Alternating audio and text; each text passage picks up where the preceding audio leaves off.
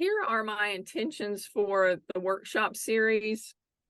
In case you didn't notice, this is not just one webinar, but it's actually a series, approximately every 2 weeks now until mid-December. So we're going to cover the entire fall and winter quarter.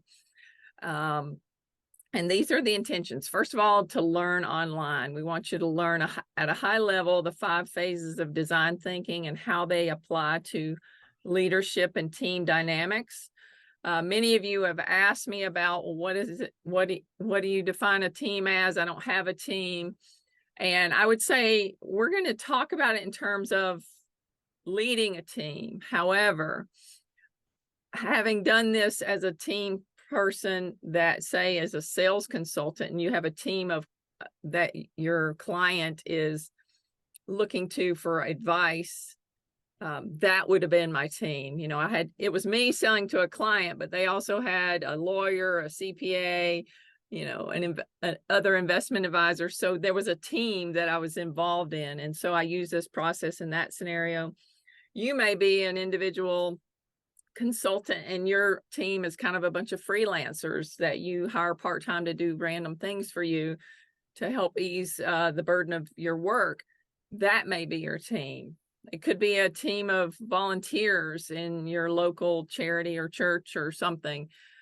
Or, you know, if you're solo at this point and you don't have any of those, perhaps it's your family. There's a team in your life that you work with on a regular basis that you can apply this to, though obviously we're talking specifically about teams and organizations. So we're going to learn that online.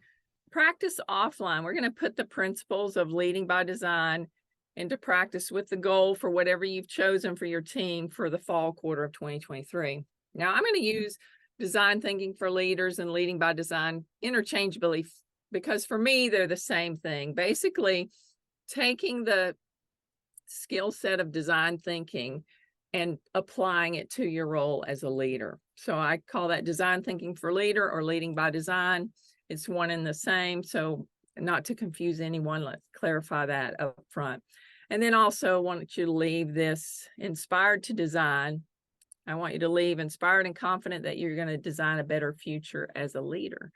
So those are my intentions for the workshop, and you'll be sure and let me know how we do as we go along. All right, so now for the pre-work discussion.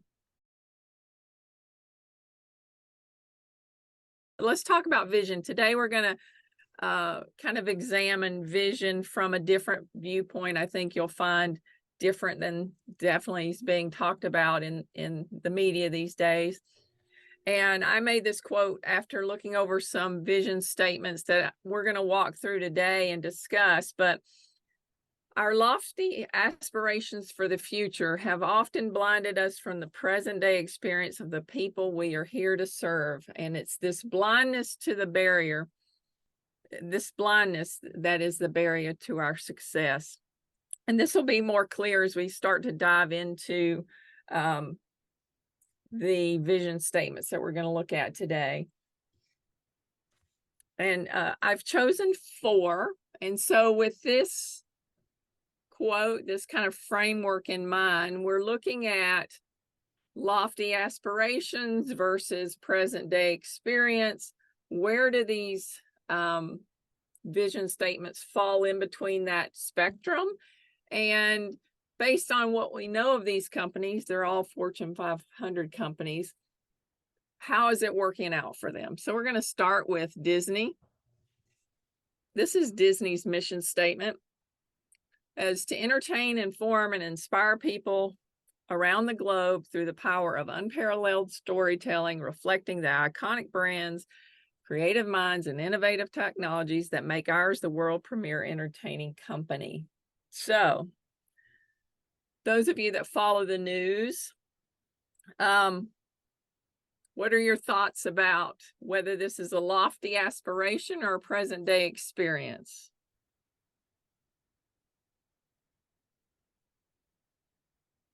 A lot of it is present day to me. Okay. Yeah. Tell us why. Oh, sorry. Pardon me? Go ahead and Giles and tell us why you think this is a present day experience mission statement. if I look at Disney's offering and product, it's present, it's been established. There is a business model, profitable or not, over time, and cyclical is a different aspect, but they actually physically entertain millions of people every single day, whether it's on parks. And in addition to that, they managed to move into the digital with Disney Plus as quickly as others have established that, which is unexpected of a dinosaur, I would say, of corporate America. Mm. So I see Disney all over. I've been in Disney in the States. I'm still paying the bills. Now I see Disney on my TV with my kids. I think they're there. Okay. Anyone else have a different opinion or something to add? I have a slightly different opinion. I think interestingly, if you were to look at them maybe 5 to 10 years ago, and I don't know what their mission was, whether it was the same then, I think you would say they were there. I think that there's interesting things recently that have suggested that they've drifted somewhat. And I'm thinking specifically with a couple of the brands with the challenges they've had around Hulu and the challenges they've had with ESPN. And a lot of those, and I'm from a tech background, and a lot of the challenges that they faced is around the use of innovative technologies. They've really struggled with that. If anybody's recently been to the park, you might have seen technology challenges they've had even within the park experience. So there are slight storm clouds, I think, in terms of how they of how they're executing against it right now. Yeah. Any other comments or thoughts? Angela, I think you were about to share something. Well, I'm a huge Disney fan, and I have like Walt's quote books and all those wonderful things.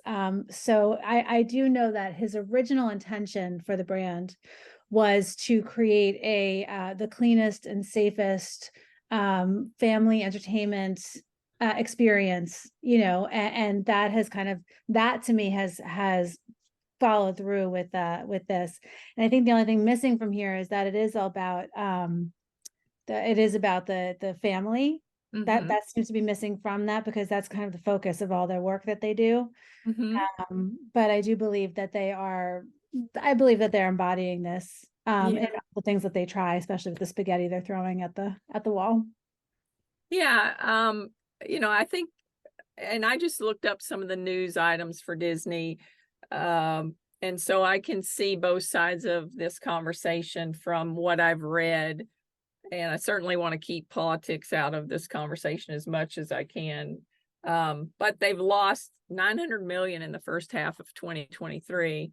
Obviously, they rehired their CEO back after he retired. And so there are obviously some type of underpinnings where this is not resonating on some level.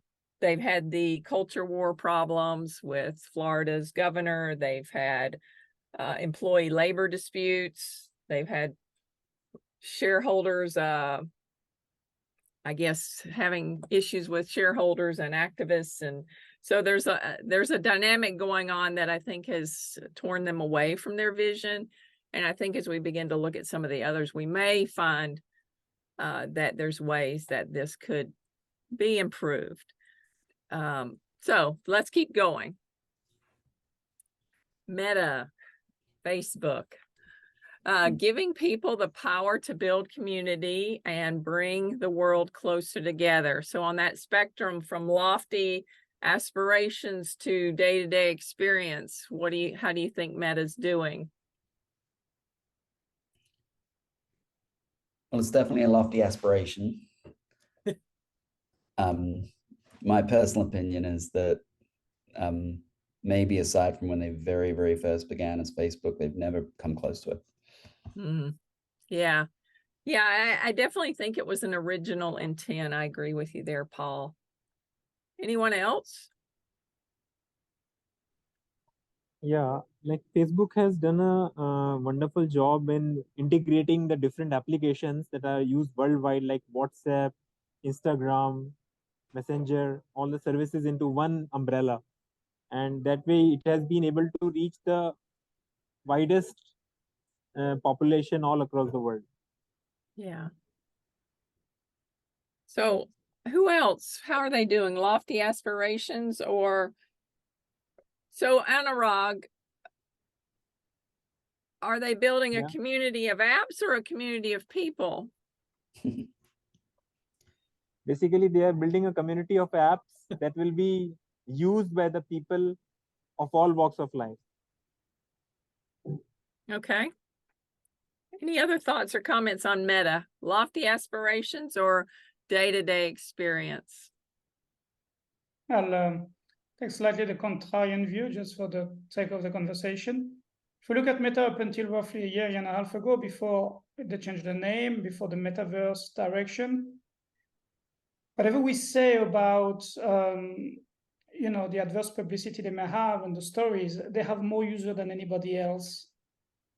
There is more people around me that can't live without logging into Facebook every single day 10 times than any other thing, news, books, whatever it is.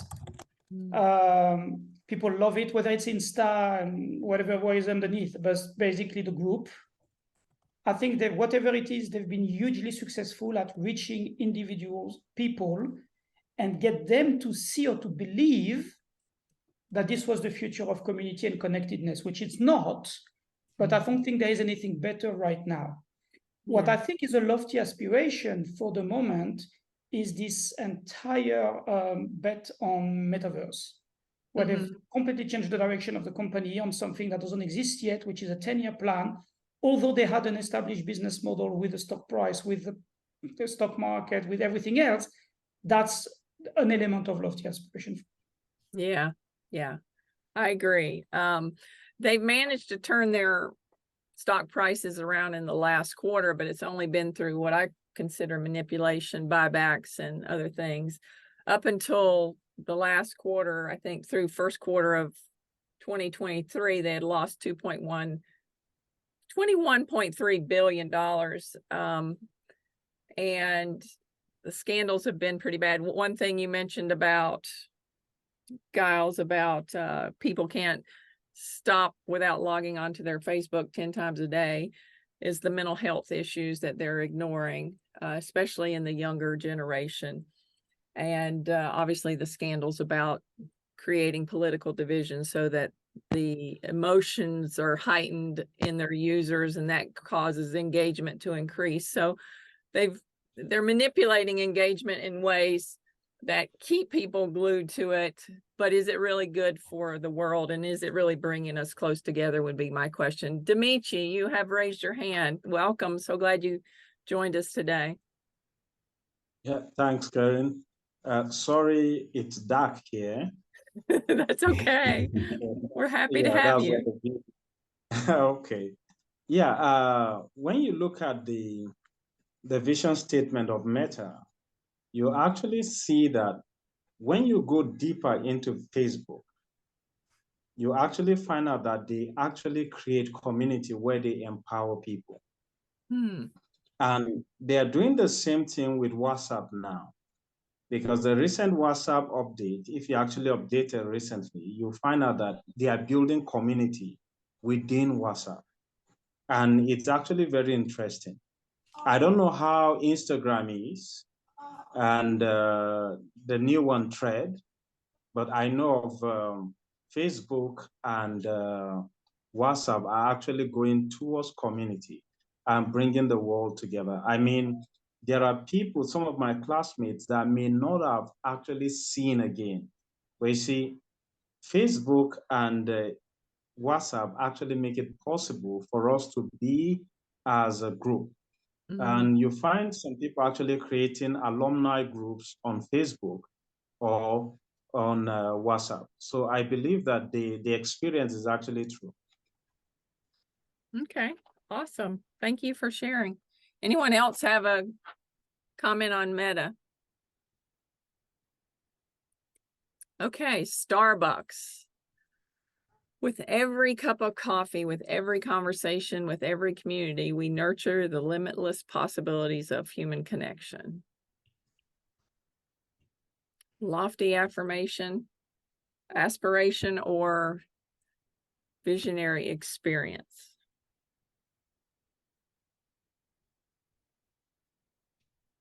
I'm gonna jump in there and say that's a lofty aspiration. I go in for my cup of coffee. I'm not hanging out with people in Starbucks, like getting to know them and stuff.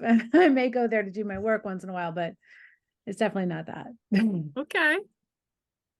So interesting how everyone perceives the organizations differently. Thank you, Angela. All right, who else? Hey, Karen, can I jump in for a second? Yeah, Scott, go So ahead.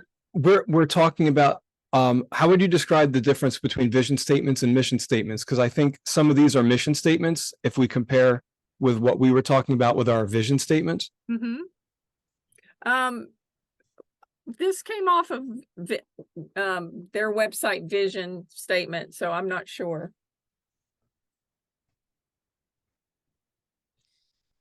What is your take on this? Is a lofty aspiration or something that they strive to make an everyday experience? Well, I asked that because I think a vision statement might be intended to be a lofty aspiration, whereas a mission is more on the ground. Here's what we're doing about it today. Okay. So I've been trying to track where the comments are going, and I'm not sure I have a position on it yet. Okay. All right. Well, that's good to know. I'd align with the first comment. I think for me it's a lofty aspiration, and we have an interesting. First of all, if anything builds community, it's coffee. It's not Starbucks. It's number one, and Starbucks coffee is by far not the best coffee in the world. So I don't know if that would be named there, but here is an interesting example, which I think departs a little bit from the previous two. We see more and more companies that have nothing to do with communities, even like, clothing companies or whatever it is, that feel that they have to build communities and to quote communities because that's the future of the way people buy and operate and want to belong to the brand. And so I really feel that they had to add this word to their mission statement. I see nothing in what it is they do when I walk into a Starbucks that gives me the feeling of any different to Costa or any different to any other coffee shop, to be honest. Okay. Yeah. If I can be a little contrarian on that one, I think as somebody who's lived in the UK and the US and then lived in different parts of the US, there are parts of the world where they sort of are living to this. Yeah.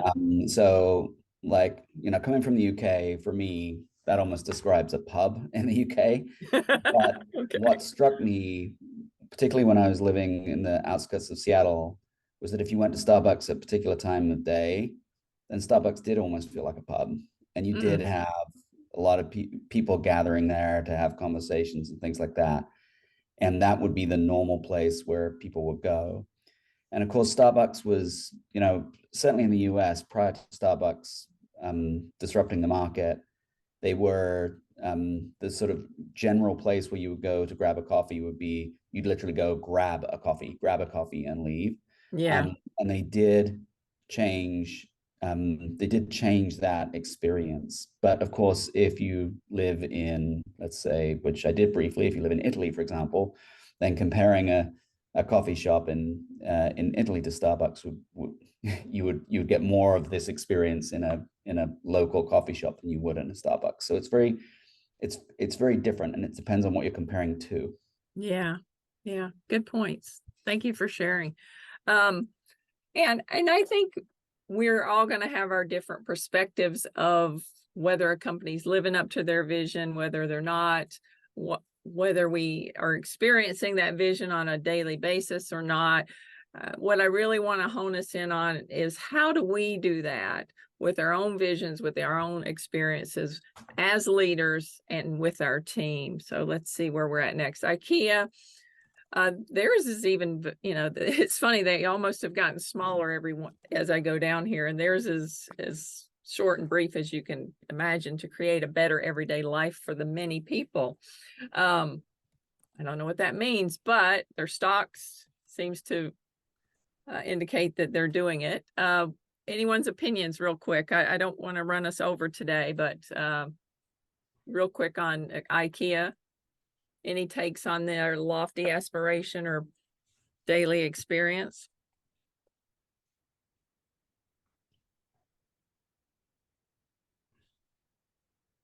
Okay, I'm going to move on so that we can stay on time. So I want to note the differences, and we can strip away the names here, maybe if that'll help, since we already have our preconceptions about the two. But what are some of the differences in these two statements? I would say, to me, in my mind, these are in a pretty stark contrast to one another. And so I wanted to talk about the differences. What differences do you see?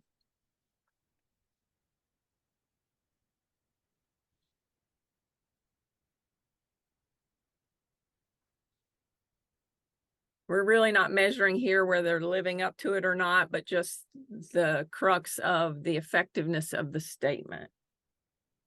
I would say the first thing that strikes me is that Disney's statement is mostly drafted and concludes with them at the center of it.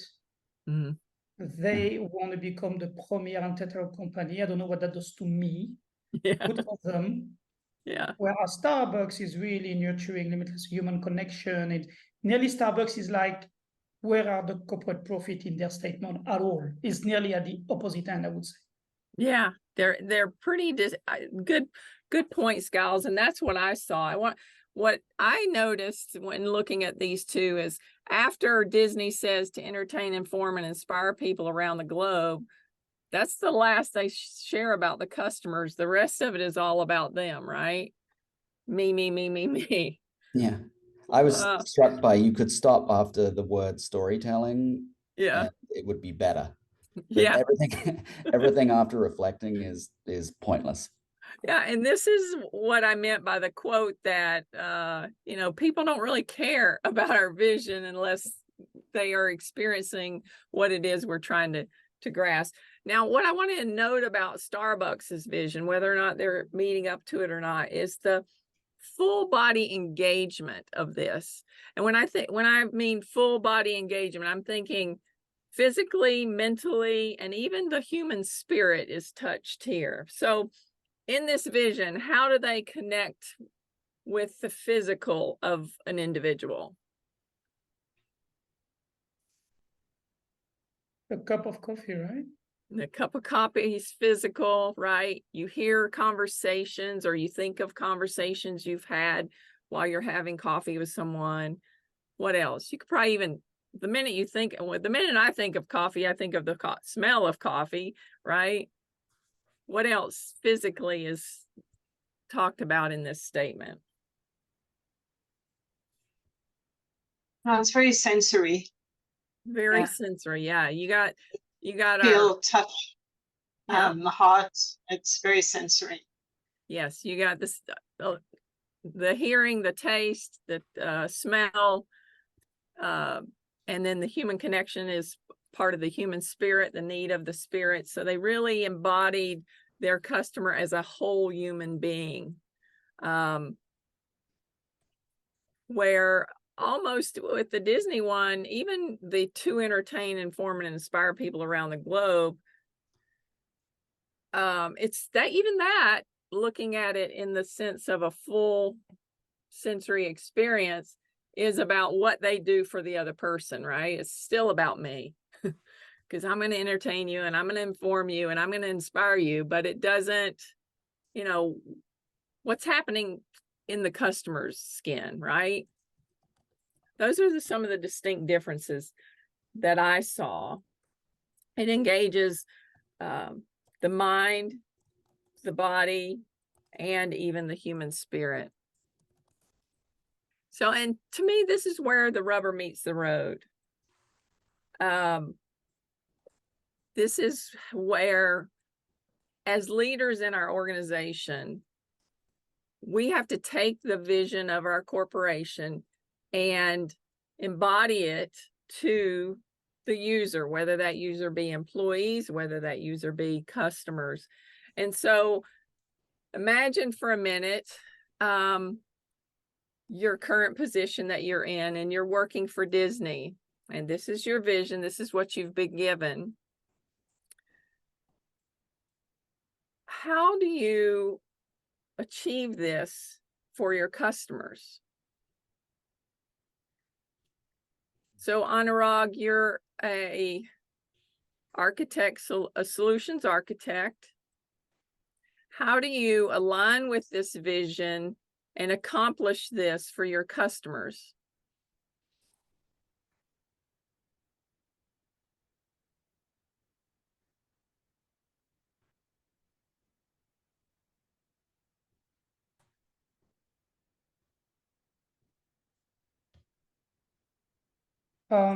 Or someone Karen, else can jump in with no, your. I think in the comments, Anurag said it had to drop off like some 3 minutes ago.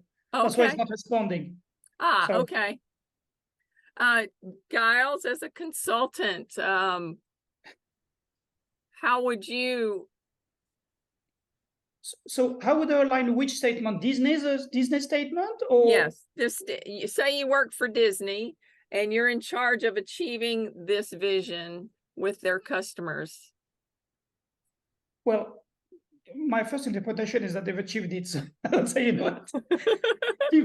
keep doing the same somehow.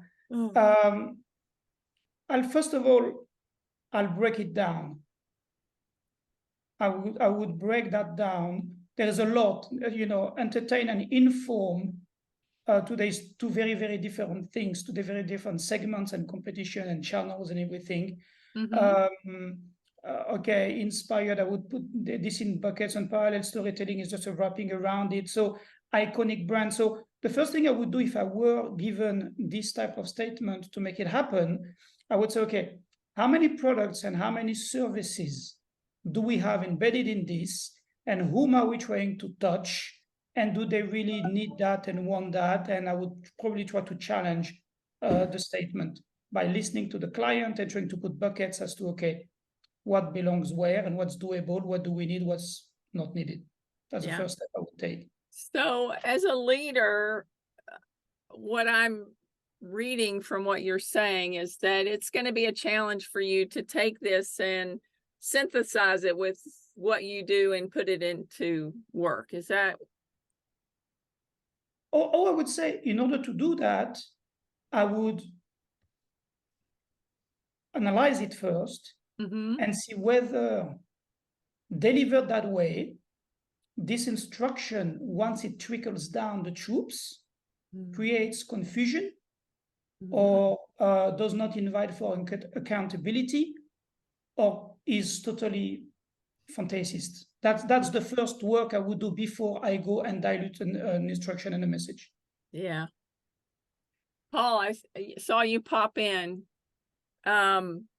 As someone at Billion Minds, if you were now an employee of Disney, how would you synthesize this to impact the customers in what your responsibility there is at Disney? Well, I think I'd struggle. And the reason that I think I would struggle is because it sort of relates to the point that I made before about, like, you could stop this at unparalleled storytelling, because I'd be like, what am I focusing on here? Am I focusing on helping to tell great stories? Am I focusing on reflecting the iconic brands, of which there are at this point 7 or something like that? ABC, Hulu, Disney Plus, Marvel, go on and go on and go on. Theme parks, obviously. Am I focusing on unleashing the creative minds? Am I focusing on innovative technology? Yeah. And I think that is the heart of their challenge. It's basically focus on 5 things, people, and as you focus on 5 things, you focus on nothing. So that's why I think the short answer is I would struggle. Yeah. And I agree that, and I feel like this is the crux of the problem. You'll read dozens of articles out there of how do we align our employees with our vision statement? Well, first of all, you can make it much simpler, and you can make it an experience, something that anyone, no matter what their position in the company, could take it and run with it in some fashion, right? And so it's an alignment issue. Let's go look real quickly at Starbucks. With every cup of coffee, with every conversation, with every community, we nurture the limitless possibility of human connection. as a leader, Giles and Paul and whoever wants to jump in here, how easy is it to take your role, which I'm going to say is your existing role right now, and make some of this happen with your team, with the customers, or we're talking about the customers here, but how is this easier, harder? To me, it's a lot easier because I think you can very simply visualize what that implies. It implies things about how your store is designed. It implies things your stores are designed.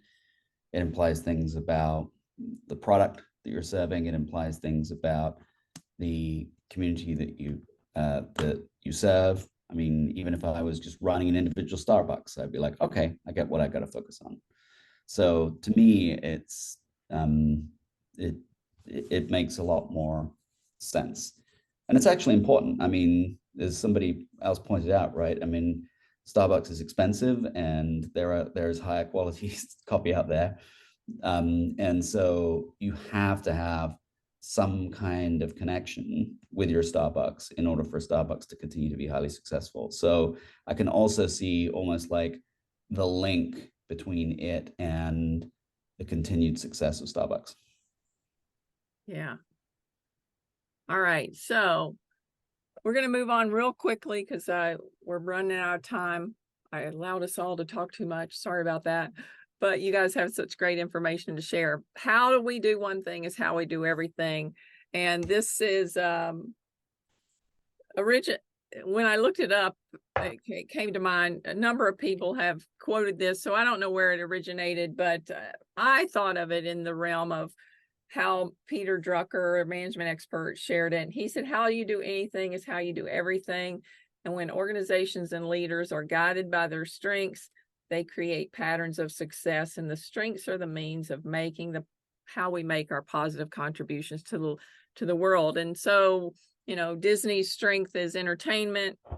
Starbucks' strength is community. But how do our team members experience the vision? So as a leader, putting yourself in the shoes of a leader at Disney, doing what you do now, but inside the Disney corporation, how would you make sure your employees experience this vision themselves so that they could then go ahead and create that vision for your customers? Scott? Yeah, I think it was Paul who said I would have stopped after the word storytelling, because I was thinking when we were talking about alternatives to that, I think the nostalgic, multi-generational aspect of their storytelling is what makes them what they are. If you walked around a park and asked people that have worked in the park for more than 3 seasons or 3 years, what impact do people have as you engage with them dressed up as Mickey Mouse or the girl from Brave? I don't care what character you are, whether you're a new or an old one. Or you ask some of the musicians, how do people respond when they hear something from 70 years ago and 4 generations have watched this DVD together from the vault when they had to buy it out of a vault, right? Like, these are things that are iconic to Disney. Mm-hmm. And if we go to the team members, which is what Disney actually calls their employees, as team members, if they went and asked them, how do people respond to you person to person, they would write their own vision statement. They wouldn't even need the high price consultant. Yeah. Yeah, we really have to, you know, as leaders, our customers are our team members, right? So if I'm a leader at Disney, then part of my job to kind of walk the talk of Disney's vision would be, you know, how am I entertaining, informing, and inspiring my people? Am I embodying that in my delivery to my employees? If I'm not doing it with them, how can I expect them to do it with the customers? Because, you know, they in general will interact with the customers far more than I will. Same with Starbucks. How do your team members experience this vision? And to me, this vision, if I were a team leader at Starbucks, really could be boiled down to nurturing human connection, right? how am I nurturing the human connection with my employees? With every conversation, you know, how am I creating community among the employees? The vision really shouldn't be just that pretty picture that we put on for the world or post on our website. It actually needs to be an experience that penetrates through the entire organization. And so that's what leading by design is. It is the use of design thinking by leaders to co-create the means for a successful achievement of the organization's vision. So that vision, when it is crystal clear and everyone is working together, becomes a success because we're all on the same page, all doing what that vision is and doing it from a place of our strengths, as Peter Drucker said. So here's where design thinking starts. It starts with the how might we questions. So we take a statement and we turn it into how might we, and this how might we really turns off that logical left brain that we want to have all the answers for and puts us in the right brain, that creative brain, to begin to imagine the possibilities. So in, taking what we've all kind of come to a consensus as what Disney's statement might be, their how might we statement might be, how might we better entertain, inform, and inspire people around the globe?